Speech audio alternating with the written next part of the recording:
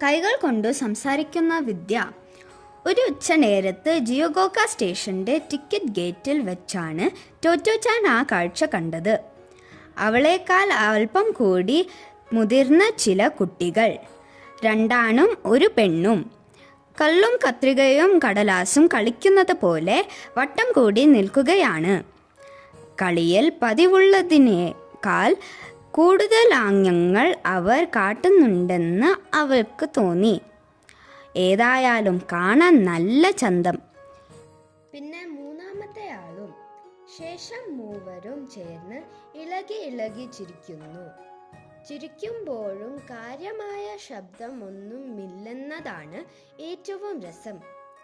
ഒരു കാര്യം വ്യക്തം, അവരെന്തൊക്കെയോ പറഞ്ഞ് രസിക്കുന്നുണ്ട്. അല്പനേരം അവരെ ശ്രദ്ധാപൂർവം നിരീക്ഷിച്ച ശേഷം കൊച്ചു ടോറ്റോ ഒരു നിഗമനത്തിലെത്തി. അവർ തങ്ങളുടെ കൈകൾ കൊണ്ടു സംസാരിക്കുകയാണ്. ഹായ്, എനിക്കും കൈകൾ കൊണ്ടു സംസാരിക്കാൻ കഴിഞ്ഞെങ്കിൽ.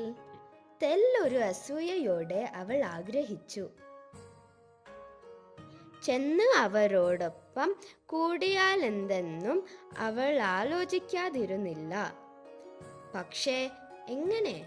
അവരോട് എങ്ങനെയാണ് കൈകൾ കൊണ്ട് സംസാരിക്കുക? മാത്രമല്ല, ടോമു വിദ്യാർത്ഥികളല്ലാത്ത അവർ അപരിചിതയായ അവളോട് തട്ടിക്കയറിയാലോ?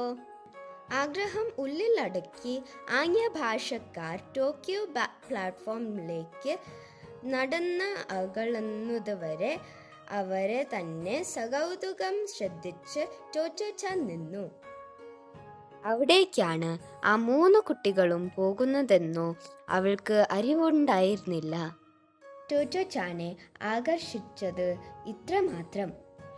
തിളക്കമാർന്ന കണ്ണുകൾ കൊണ്ട് വിരലിൻ്റെ ചലനങ്ങൾ വായിച്ചെടുക്കുന്ന ആ രീതി, അത് എത്ര മനോഹരമാണ് അവൾ വിചാരിച്ചു.